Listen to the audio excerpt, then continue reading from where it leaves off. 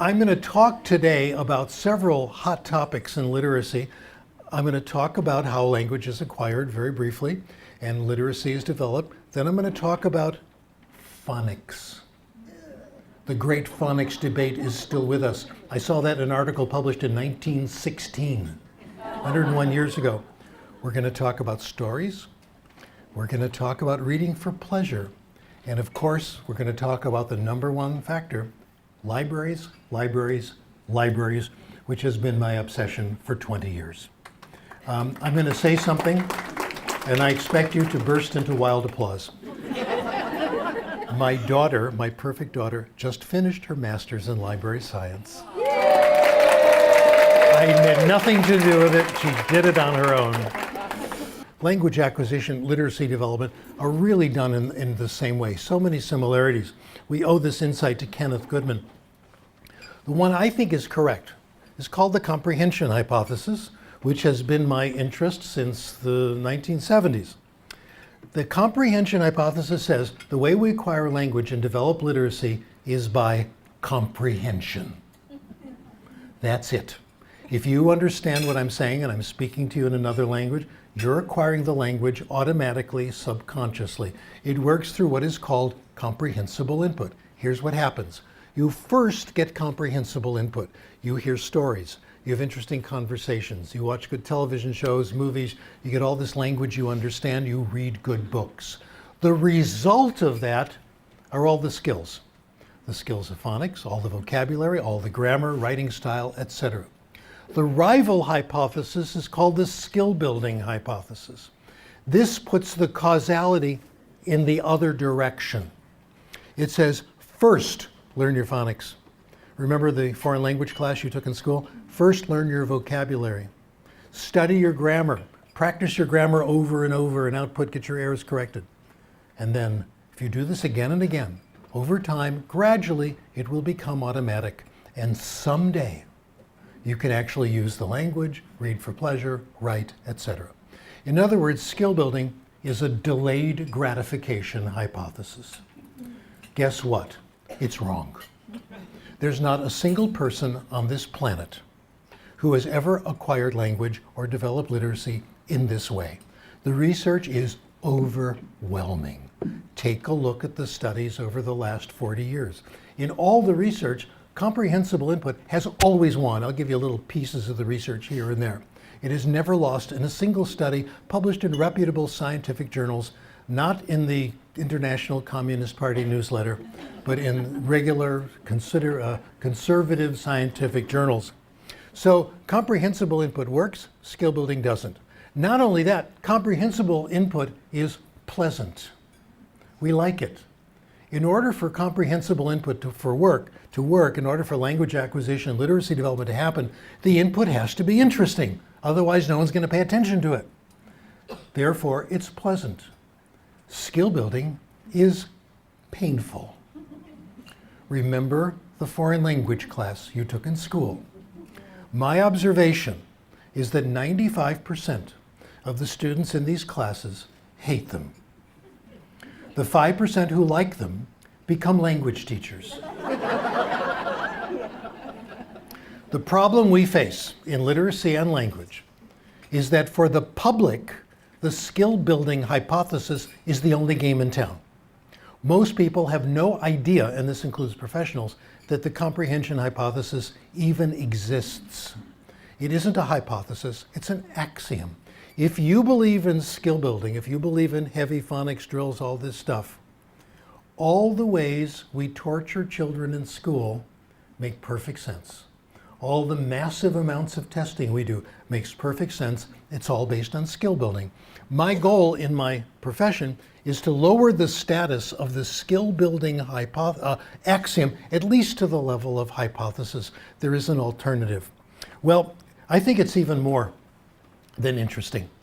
Input to be effective should be not only interesting, I think it should be what we call compelling.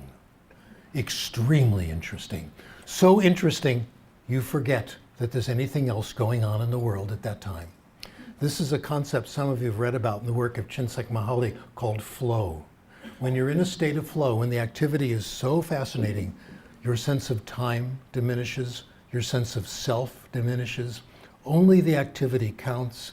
It happened to me last night in bed reading, as you were too, Terminator 23, the novelization. It was so gripping, isn't that right? Okay, so we want compelling, comprehensible input. Phonics. Let's settle the phonics debate. I think we can do this, and I can do it in less than 10 minutes. There are three, the problem is terminology, very simple to solve. There are three possible positions on phonics. The first one we call intensive systematic phonics. This is the one pushed by the National Reading Panel in the year 2000.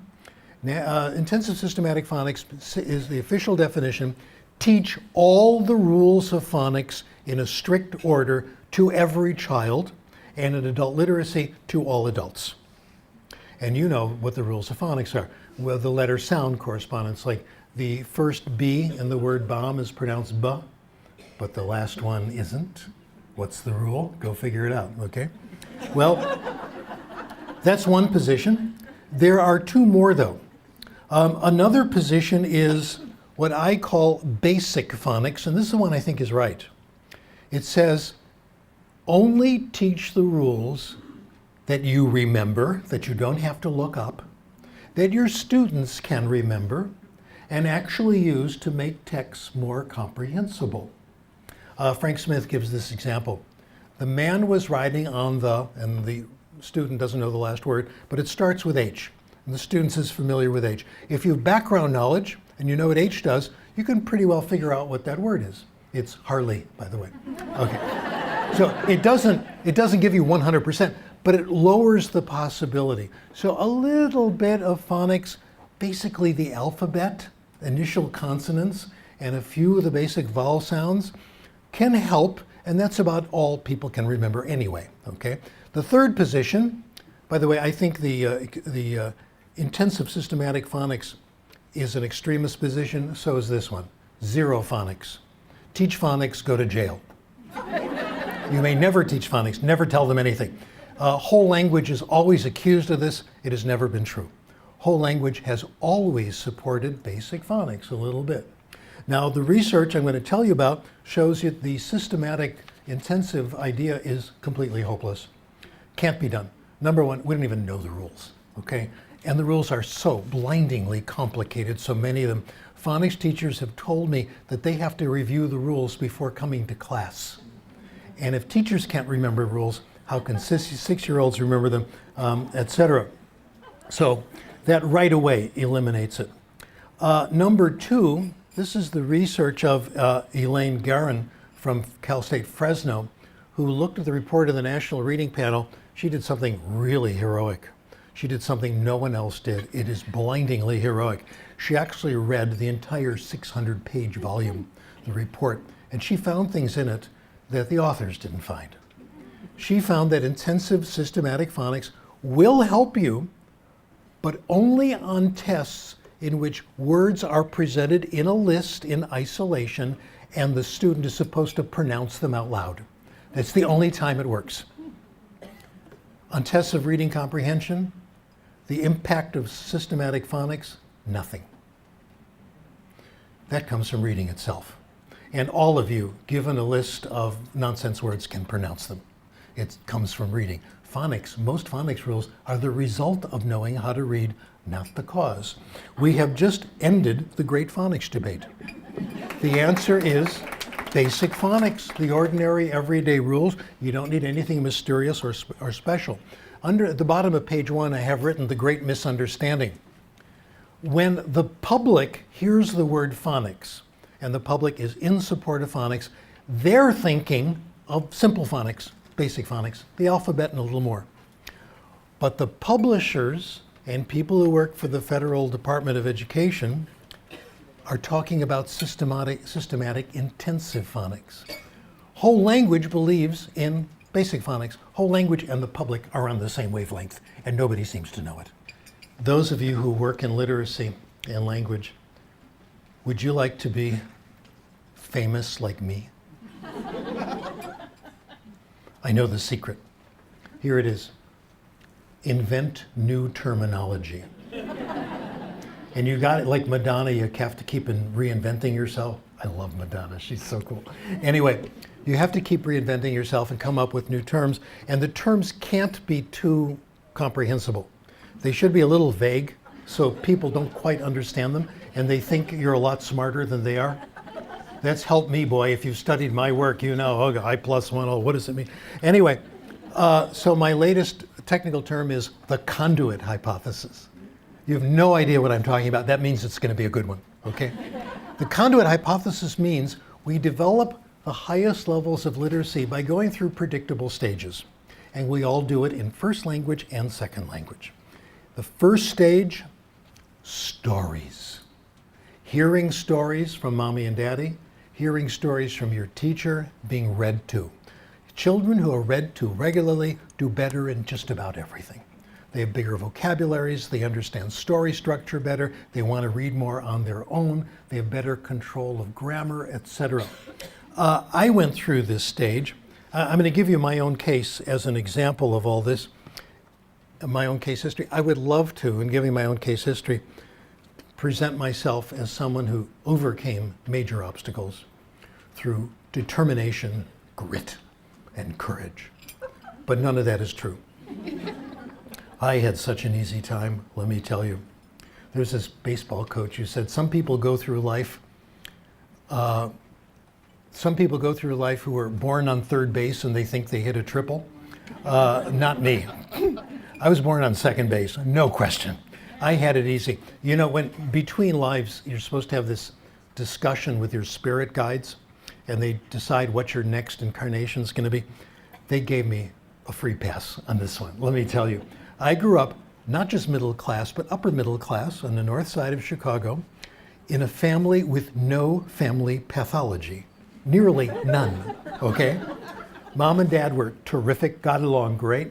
My sister, I got to call her this afternoon. My sister's always been a mystery to me.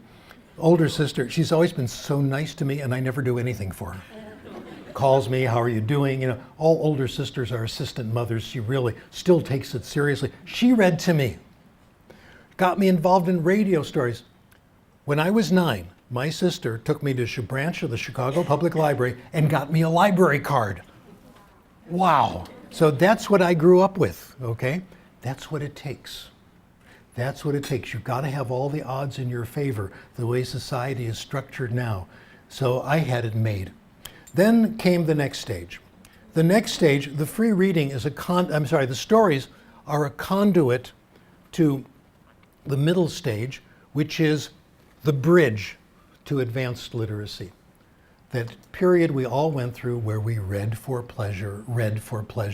Your mother calls up and says, are the lights out? And you're under the cover reading Nancy Drew Meets the Hardy Boys. That's when it happened, okay? So studies of sustained silent reading, you know about this, SSR?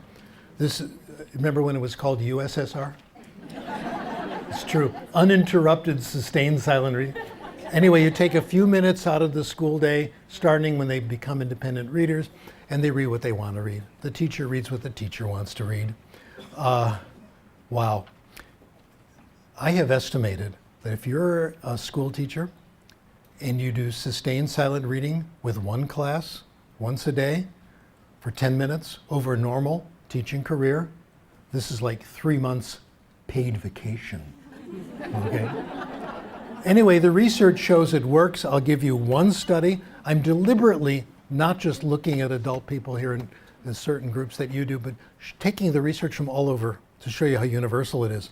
This next study is quite famous, where it says Ellie and Mangubhai on table 2. Warwick Ellie and Francis Mangubhai are genuine heroes in the field, highly respected on what we say both sides of the aisle, no matter what your belief system is. They have paid their dues. They have served the profession. The article they did was published in the Reading Research Quarterly. If you know the reading journals, you know the Reading Research Quarterly is the #1 snob journal in the field. Most of the articles in this journal are completely incomprehensible. So everyone thinks it's the best journal, and this is where it came out. Look at this. EFL, English as a Foreign Language in the Fiji Islands. They started English in kindergarten 30 minutes a day. Ellie and Mangubhai looked at kids in grades 4 and 5. They divided them into 3 groups. One group got what was called the audio-lingual method, which is a combination of everything that's wrong combined into one method.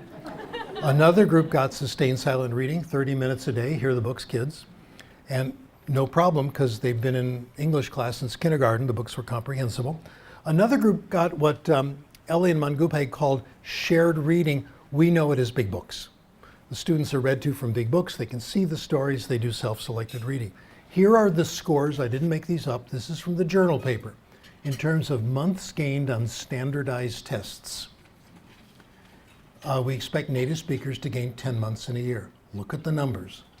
Audiolingual, 6th grade, 6.5 months gained. Sustained silent reading, 15 months gained. Not even close.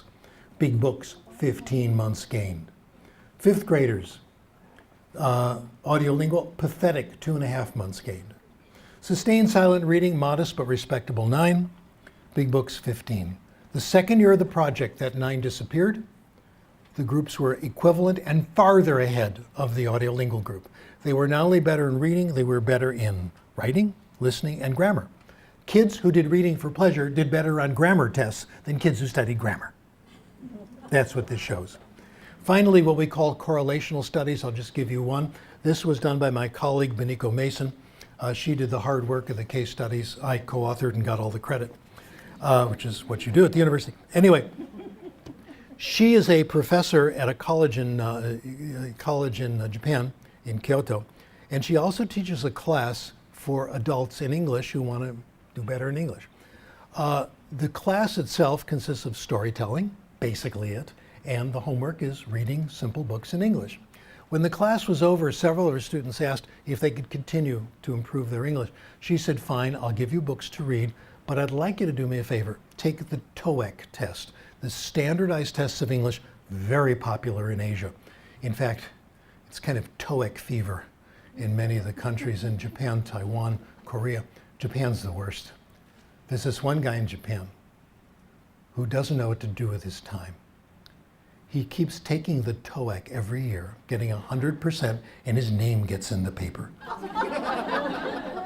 Anyway, you need a certain score to graduate and get jobs and all that. We estimated, we looked at all the data, how much they read, they kept records, and we found for every hour you spend reading, you gain about 0.5 point on the TOEIC. Extrapolated, read an hour a day for 3 years, you go from the bottom to the top. Sitting around, reading what you want to read. It was consistent across subjects, and they all read different things. Instead of taking test prep classes, they sat around and read for pleasure. Well, the third stage is finally the stage of specialized reading. We sometimes call this academic reading and academic language. We're all nervous with this definition, I think. This sends the message that academics is where it's at. Everybody should go to college, right? And I think everyone in this room knows this is not right. College isn't better, it's just different. It's for certain. For me, it was great, but it's not for a lot of people who have genius in other areas. It was John Gardner, former Secretary of Health, Education, and Welfare, who said this: if we praise mediocre philosophy and we disrespect competent plumbing, neither our theories nor our pipes will hold water. Isn't that beautiful? So let's really talk about specialized reading. How do you reach the stage of specialized reading? Read deeply in an area of great interest to you. I'll give you my case, which was academic reading. I finally figured out what I wanted to be when I grew up, when I went to grad school, when I discovered linguistics, which didn't really exist in my undergraduate days.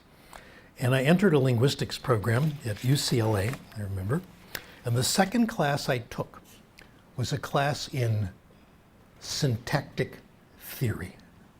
And the text was Aspects of the Theory of Syntax by the dreaded Noam Chomsky. I love this stuff, though. I'm weird. Okay? I'm one of the 0.001% who thinks this is interesting. But what I do understand is I'm weird, okay? I'm a member of a lunatic fringe. I tried to read aspects and understood nothing. It could have been written in Bulgarian. Let me tell you what I did. I decided to read the complete works of Chomsky starting from the beginning. I found his first publication, Syntactic Structures from the 1950s. I loved it. It was so clear. It took me about a week, a 60-page pamphlet, and I really, really liked it.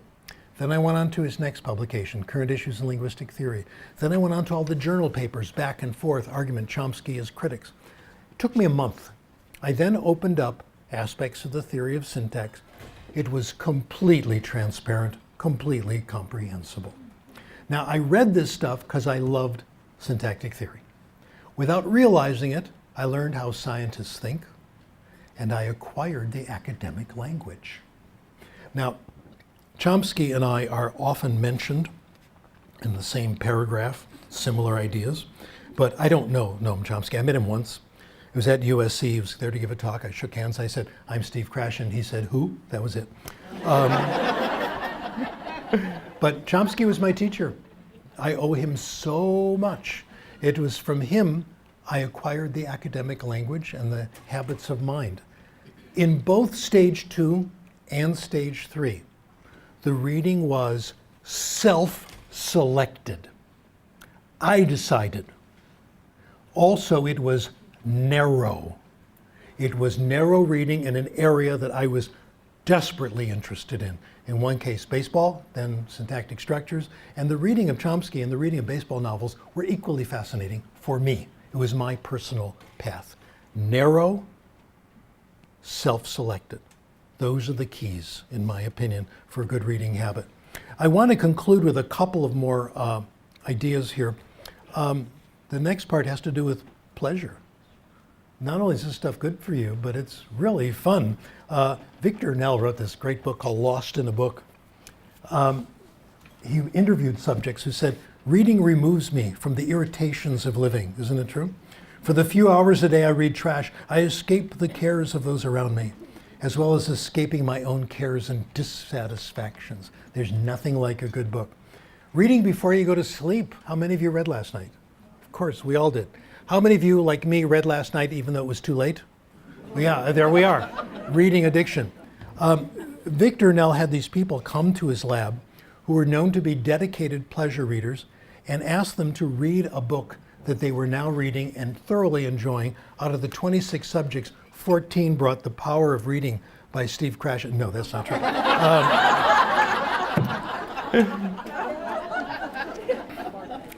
Anyway, of the 26 dedicated readers, 24 said they read every night, nearly every night, and they used the term addiction.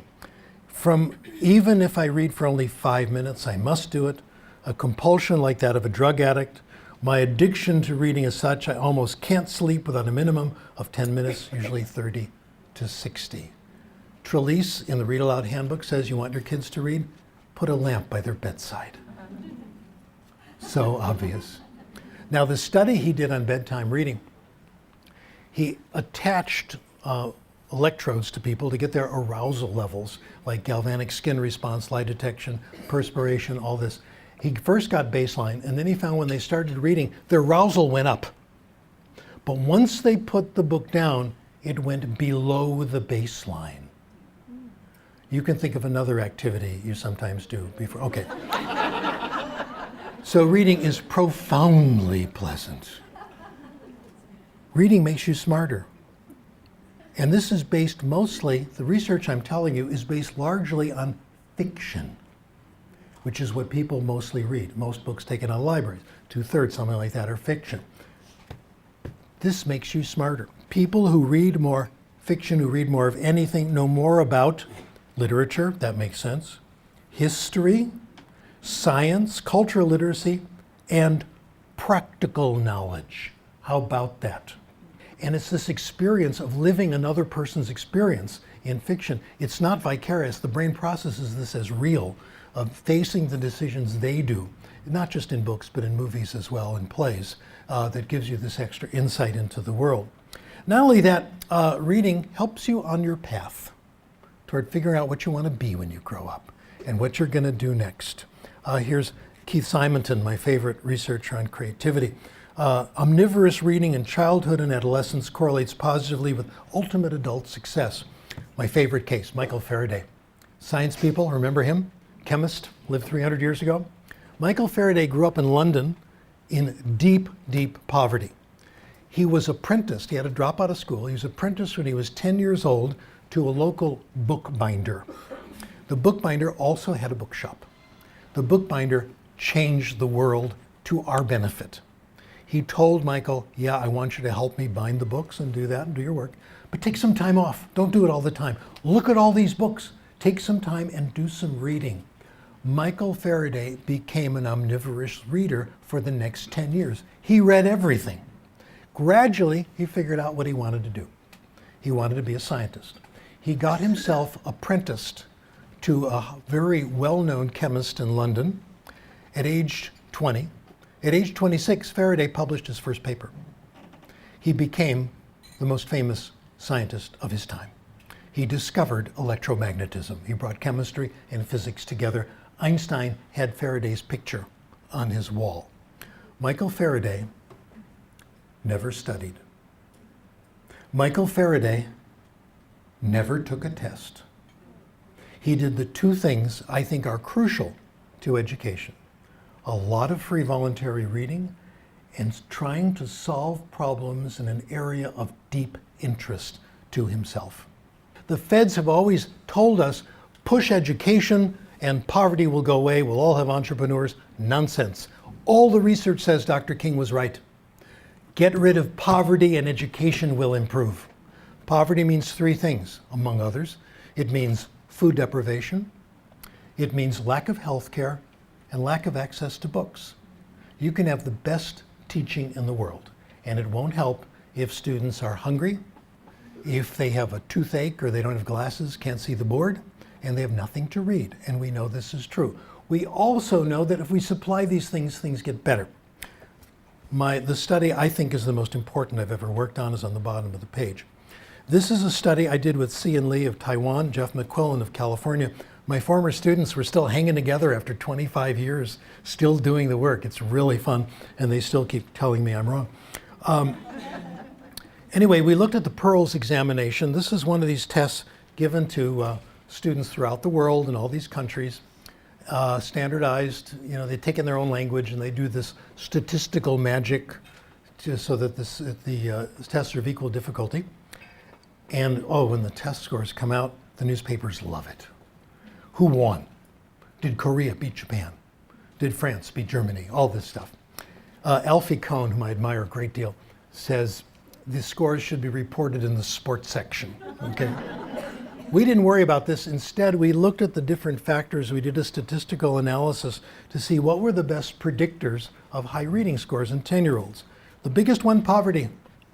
This just swamps everything in every study you ever look at. Poverty is so powerful. Higher poverty, lower scores. Again, the government has no idea this exists, okay? In fact, in the United States, if you control for poverty, our test scores are at the top of the world. Did you know that? Let me say that again. When you control for poverty, American test scores are near the top of the world. That's all that's involved. We have 20% of our kids in poverty, which is very high. It's the highest of all industrialized countries. In the inner cities, 80%. That's like Haiti. We wonder why they don't do better in school. Let's give them more tests. Okay. Anyway, poverty is the big one. But look at this. There was also a factor that Pearl supplied for us. Library. That's the next one I want to look at. Availability of a school library with at least 500 books, nearly as strong as the effect of poverty. The library balances the effect of poverty. Poor children have low reading scores because they don't have anything to read. You give them books, it gets better. And the research has shown that adding tests adds nothing. I wrote a paper called NUT, no unnecessary testing. You have to show that it's doing someone some good. And my conclusion is you don't have to get rid of all tests, only about 99%. And just think what happens when all that money is freed up for nutrition, for healthcare, and to support libraries. This is the solution.